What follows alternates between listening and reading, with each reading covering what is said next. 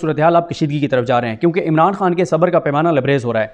इमरान खान जिन्होंने बहुत सब्र से काम लिया, तहम्मुल से काम लिया, बर्दाश्त से काम लिया और मुसलसल उनकी पार्टी कोशिश करती रही कि किसी तरह से तहरीक इंसाफ का जो चोरी शुदा मैंडेट है वो वापस किया जाए, लेकिन लगता नहीं है कि इलेक्शन कमीशन ऑफ पाकिस्तान और पाकिस्तान की अदालतें तहरीक इंसाफ का चोरी किया गया मैंडेट, दिन दिहाड़े चोरी किया गया मैंडेट, पाकिस्तान की तारीख का सबसे बड़ा डाका, उसके ऊपर कोई नज़रसानी करने को तैयार हैं। तो अब इमरान खान ने एक और ख़तरनाक, बल्कि अब तक जो उन्होंने एक दो कार्ड खेले हैं इलेक्शन के बाद, नताइज के बाद, ये सबसे ख़तरनाक कार्ड है जो इमरान खान ने खेलने का फ़ैसला किया है। और इससे अब मुझे हालात इमरान खान साहब के इदारों के साथ कशीदगी की तरफ जाते हुए नज़र आ रहे हैं, क्योंकि मैं आपको बता देता हूं कि आज इमरान खान साहब से अडयाला में मुलाकात की बैरिस्टर अली ज़फ़र साहब ने, गौहर अली खान साहब ने, अली बुखारी साहब ने, बैरिस्टर उमैर नियाज़ी साहब ने, अहमद अवैस साहब ने, यानी मुलाकात तो पता नहीं इनमें से कुछ लोगों ने की होगी, लेकिन प्रेस कॉन्फ्रेंस में बहरहाल ये सब मौजूद थे। उसमें प्रेस कॉन्फ्रेंस में इन्होंने बहुत बड़ा ऐलान किया है और पहले तो उन्होंने ये बताया कि मुलाकात और मुशावरत इमरान खान से नहीं होने दी जा रही, मुलाकात नहीं करने दी जा रही।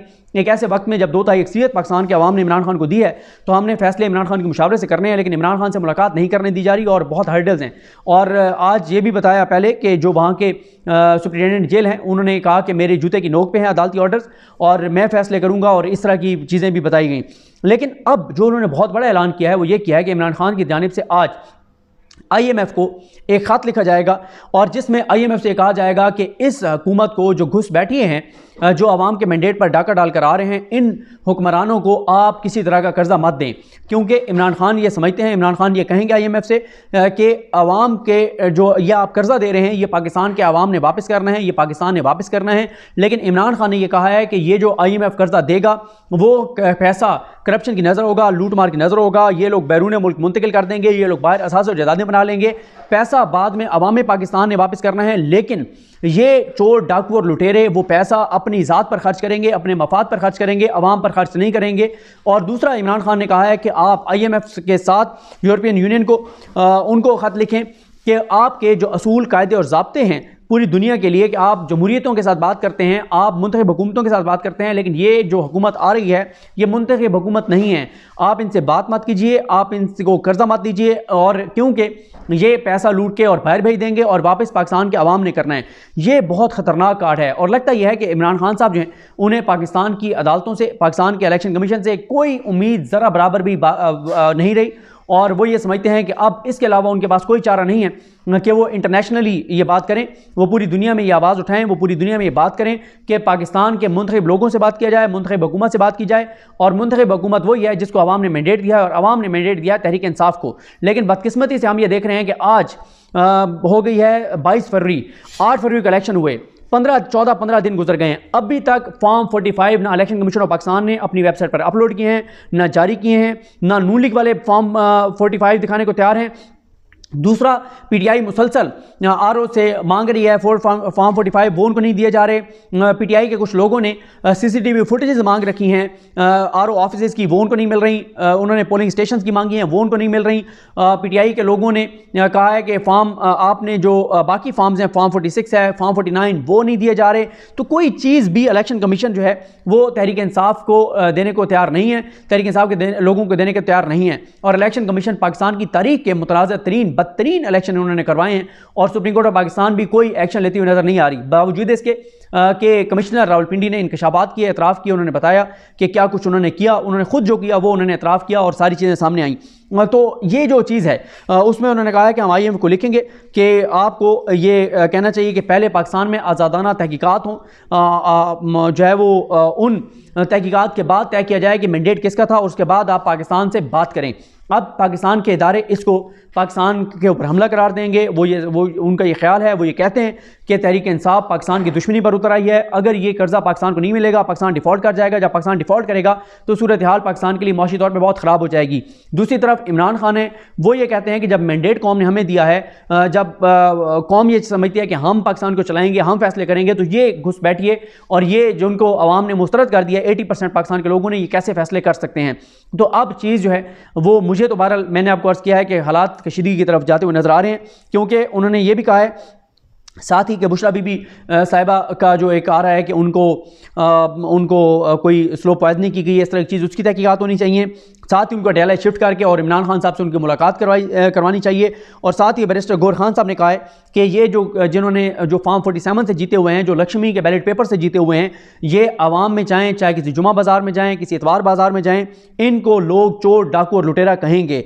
और साथ ही उन्होंने कहा किसी जनाजे में भी जाएंगे तो लोग इनको चोर डाकू और लुटेरा कहेंगे कि आपने अवामी मैंडेट पर डाका डाला है। ये देखें, ये चीज़ें ना पॉलिटिकल टेम्परेचर को बहुत ऊपर लेके जा रही हैं। गो के PTI की जो बाहर लीडरशिप है वो ना सिर्फ हमें कमज़ोर नज़र आती है, नाअहल नज़र आती है, नालायक नज़र आती है, बल्कि कंप्रोमाइज़ भी नज़र आती है। पूरी तौर पर तहरीक इंसाफ की जो बाहर लीडरशिप है वो कंप्रोमाइज़ नज़र आती है। लेकिन आज इमरान खान से मिल के आने के बाद बहुत सख्त ये बातें हुई हैं।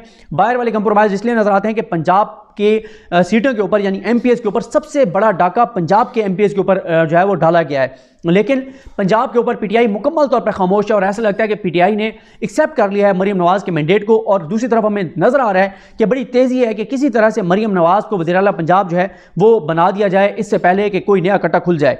तो उसके ऊपर PTI मुकम्मल तौर पर हमें खामोश नज़र आती है। और साथ ही बैरिस्टर अली ज़फ़र साहब को जो inter party election Tehreek Insaf कराने जा रही है उसमें चेयरमैन के उम्मीदवार वो होंगे और सेक्रेटरी जनरल के उम्मीदवार उमर अयूब साहब होंगे। अब एक ऐसे टाइम में जब पहले सुप्रीम कोर्ट में मामला आते हैं, सुप्रीम कोर्ट में मामला जा रहे हैं, ये भी मैं आपको बता दूं। अच्छा, मैं आपको ये बता दूं कि ये पहला कार्ड था। जो अगली दो चीज़ें वो मैं तो खैर अभी वीडियो में नहीं बात करना चाहता। आपको पता ही है कि आजकल वो फिर कहा जाता है कि पता नहीं हमने किसी को मशवरा दे दिया। नहीं, जो अगली दो चीज़ें PTI करने जा रही है वो इससे भी ज़्यादा ख़तरनाक हैं। लगता यह है कि इमरान खान ने फैसला कर लिया है कि डू और डाई, और कोई तीसरा रास्ता नहीं उन्होंने गुंजाइश रखी। और जो बाहर PTI की कंप्रोमाइज़ लीडरशिप है वो चाहती है कि कोई दरमियानी रास्ता निकले। और जैसे मिसाल के तौर पे किसी एक उनके PTI के लीडर ने कहा कि हमें ना मामला तय करके और ब्रीथिंग स्पेस लेनी चाहिए, हमें पॉलिटिकल स्पेस लेनी चाहिए। तो इमरान खान ने कहा कि किस बात की तुम स्पेस की बात कर रहे हो, हमारे ऊपर किसी को एहसान कर रहे हैं हमें स्पेस दे के? हमें 2/3 अक्सरियत को हमने दिया है, हमें मुंतखब किया है, हमारा राइट है आइन के मुताबिक, कानून के मुताबिक, कायदे के मुताबिक, ज़ाब्ते के मुताबिक, अवाम के मुताबिक। हम कोई हमारे ऊपर एहसान करेगा? हमने किसी को भीख मांगनी है कि हम कहें कि हमें वो स्पेस दे रहे हैं तो हमारे ऊपर बड़ा एहसान है? उन्होंने कहा नहीं, मैंडेट तो वापस होगा।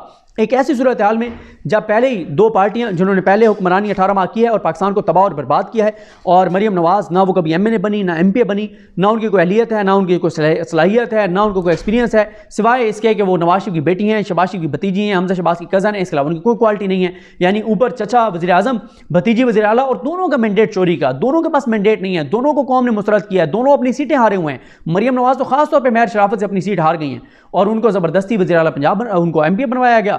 और अब हारी हुई सीट पे पाकिस्तान की तारीख में पहली बार है कि एक हारी हुई MPA को 13 करोड़ के सूबे के ऊपर जो है वज़ीर आला पंजाब लगाया जा रहा है। तो इससे ज़ाहिर अनसर्टेनिटी में इजाफा होगा, सूरत हाल कशीदगी की तरफ जाएगी। तो इस सारी सूरत हाल में जो अभी इमरान खान ने ऐलान किया है IMF वाला, इसके ऊपर देखना होगा कि क्या रिएक्शन आता है। ये इंटरनेशनल मीडिया में बहुत हाईलाइट होगा। और IMF ज़ाहिर है अगर तो IMF पाकिस्तान के साथ वाया अमेरिका ऑन बोर्ड है फिर तो इमरान खान लेटर लिखें भी से तो कुछ नहीं होगा।